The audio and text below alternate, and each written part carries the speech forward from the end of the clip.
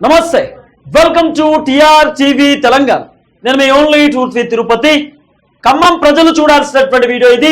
మీ WhatsApp గ్రూప్లలో, మీ social media platforms లో కూడా ఈ వీడియోని షేర్ చేసేటటువంటి ప్రయత్నం చేయండి. తెలంగాణ ముఖ్యమంత్రి రేవంత్ రెడ్డి సంచలన నిర్ణయం తీసుకోబోతున్నాడు. హైదరాబాద్ లో బ్రేకులు వేయబోతా ఉంది.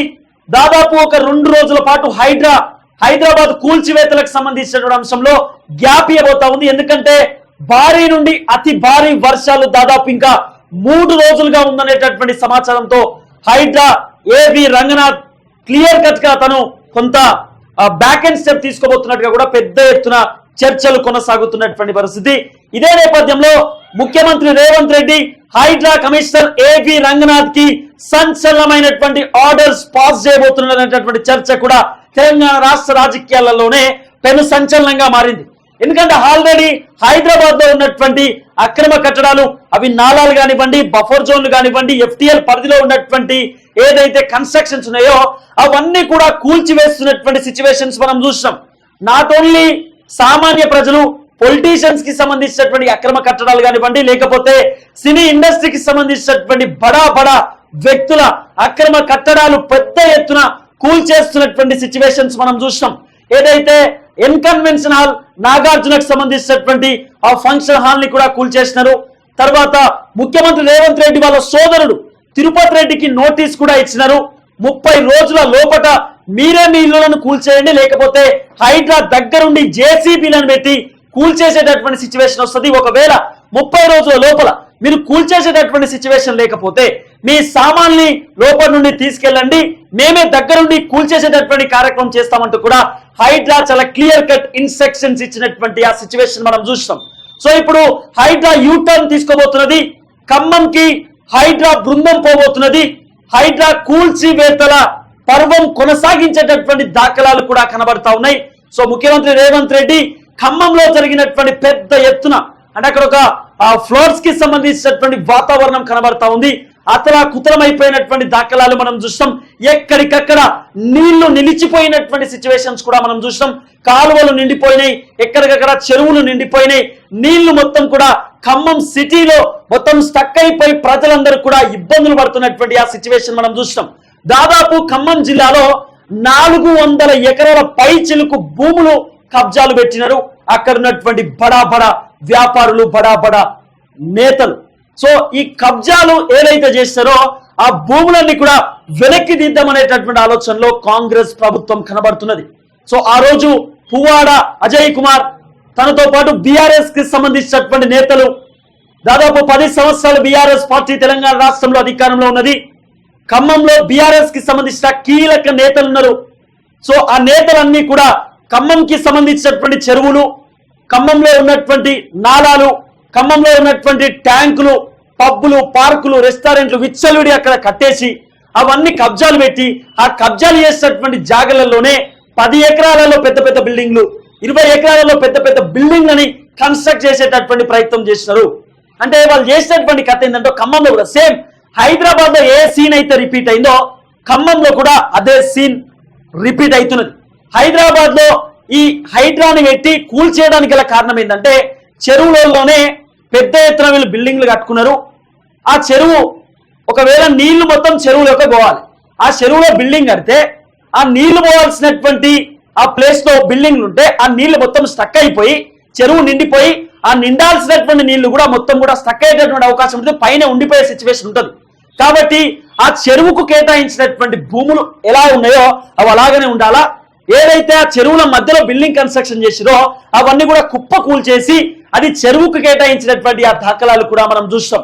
సేమ్ ఖమ్మంలో కూడా సీన్లు రిపీట్ అవుతా ఉన్నాయి. దాదాపు 2-3 చెరువులను పెద్ద ఎత్తున ఖమ్మంలో కబ్జాలు పెట్టి ఆ చెరువులో బిల్డింగ్ కన్స్ట్రక్షన్ చేసుకునే ప్రయత్నం చేసిరట. ఆ రోజు బీఆర్ఎస్ పార్టీ సహకారంతో బీఆర్ఎస్ పార్టీ హయాంలో పెద్ద ఎత్తున ఖమ్మంలో కబ్జాలు జరిగినాయి అనేటటువంటి సిచ్యువేషన్స్ కూడా వినబడుతున్నాయి. అంటే ఖమ్మం మొత్తం నేలమట్టం కావడానికి, ఖమ్మం మొత్తం కూడా నీళ్లలో మునిగి తేలడానికి గల కారణం ఏంటంటే, ఫర్ ఎగ్జాంపుల్ మీకు ఒక డ్రాయింగ్ రూపంలో చెప్పే ప్రయత్నం చేస్తా. ఇది ఒక చెరువు ఉన్నది అనుకుందాం. ఈ చెరువు ఒక 150 ఎకరాలు.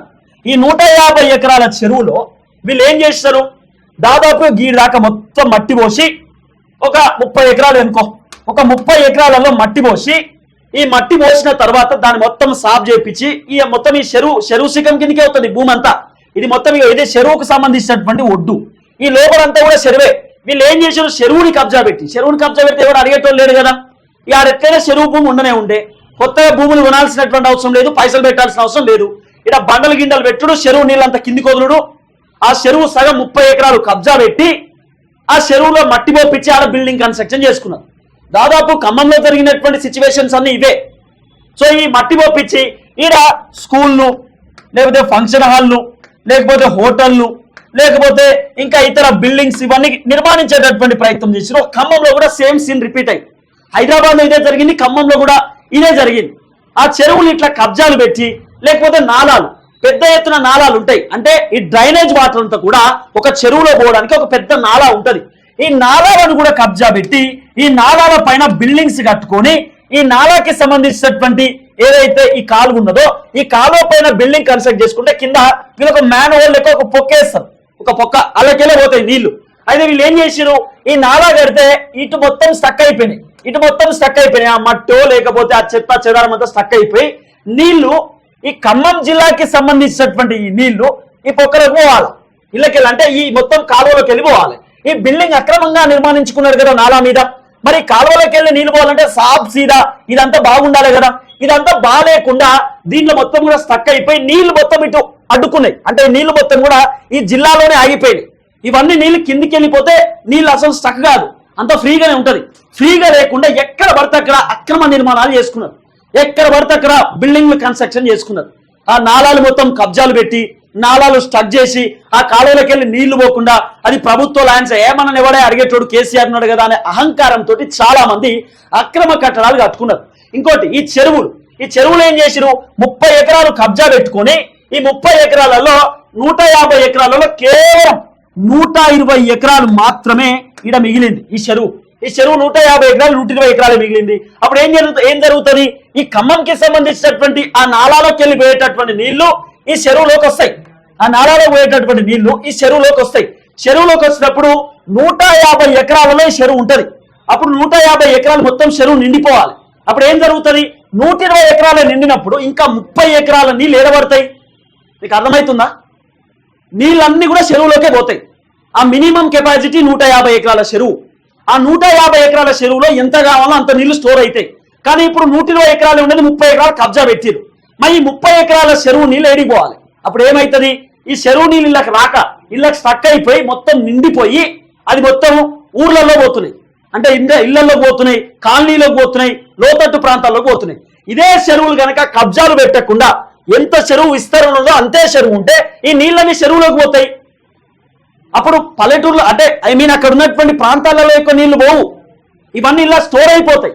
ఈ స్టోరేజ్ కాక ఈ కబ్జాలు పెట్టి దండాలు చేసింది కాబట్టి నీళ్ళని కూడా పైన ఆగిపోతున్నాయి, కిందికి వచ్చేటటువంటి సిచ్యువేషన్ కూడా లేదు. ఈ నాలాలు కబ్జాలు పెట్టిరు, చెరువులు కబ్జాలు పెట్టిరు, కుంటలు కబ్జాలు పెట్టిరు, ప్రభుత్వ భూములు కబ్జాలు పెట్టిరు. చాలా ప్రభుత్వ భూములు ఖమ్మంలో మీరు పోతే మీకు కనబడతాయి. ఖమ్మంలో ప్రభుత్వ భూములు దాదాపు 10 ఎకరాలు 15 ఎకరాలు ప్రభుత్వ భూములు. దీంట్లో కూడా ఈ మొత్తం పెద్ద ఎత్తున నీళ్లు స్టక్ అయిపోతాయి. వాటర్ అంటే ఈ నీళ్ళన్నీ కూడా ఒక నాలా లెక్క చిన్నపాటి చెరువు లెక్క స్టక్ అయిపోతాయి. ఆ ప్రభుత్వ భూములు కూడా కబ్జా పెట్టుకొని దాని ధరణి వెబ్సైట్ లో ఒక సర్వే నెంబర్ పెట్టుకొని అక్కడ కూడా బిల్డింగ్ కన్స్ట్రక్ట్ చేసుకునేటటువంటి ప్రయత్నం చేస్తున్నారు. ఎక్కడ నీళ్లు స్టక్ అయితే అక్కడ పెద్ద ఎత్తున వాళ్ళు బిల్డింగ్ కన్స్ట్రక్ట్ చేసుకునే ప్రయత్నం చేస్తున్నారు.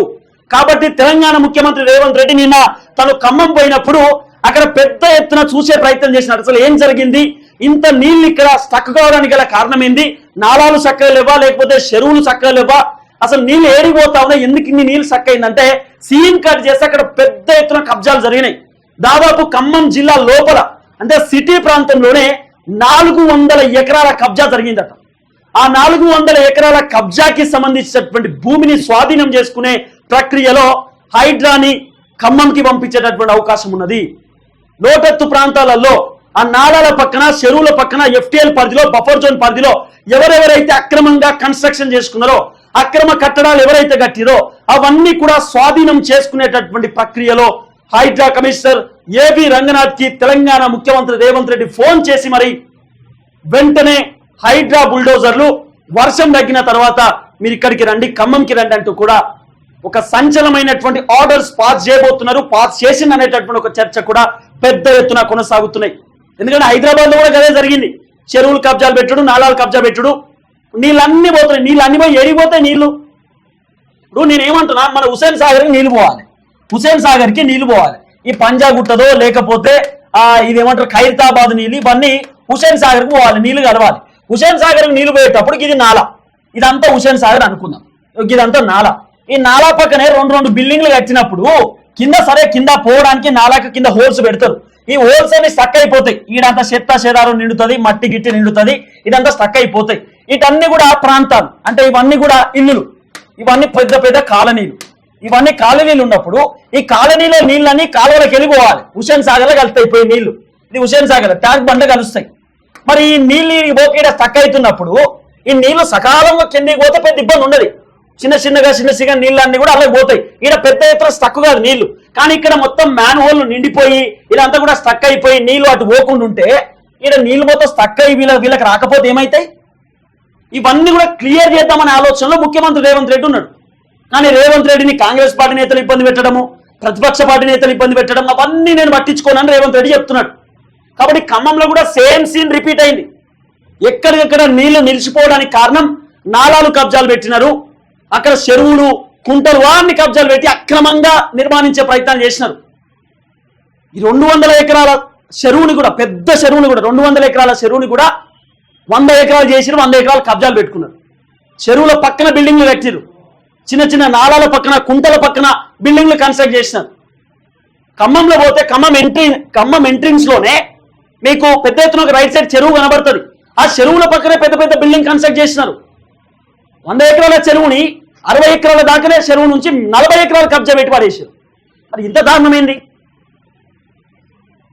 100 ఎకరాల చెరువులో నీళ్లు మొత్తం కూడా 100 ఎకరాలు నిండిపోతుంది. అప్పుడు ప్రజలకు కూడా పెద్ద ఇబ్బంది కాదు, ఊర్లలోకి నీళ్లు రావు. ఊర్లలోకి నీళ్ళు ఎందుకు వస్తాయి? ఆ చెరువు మొత్తం నిండిపోవాలి. ఆ చెరువు నిండినప్పుడు ఊర్లలోకి నీళ్ళు వస్తాయి, నీళ్ళన్నీ స్టక్ అయిపోతాయి. 30 సంవత్సరాలకి వెళ్ళి ఏం కానటువంటి ఖమ్మం ఈరోజు అతలకుతలం ఎందుకైంది? 10 సంవత్సరాలు నేను చేసే దందానే కదా. కేసీఆర్ ఓడిపోవడానికి కారణం కూడా ఖమ్మమే. ఖమ్మం కథనే కేసీఆర్ ఓడిపోవడానికి. గతంలో కూడా ఖమ్మంలో బీభత్సం జరిగింది.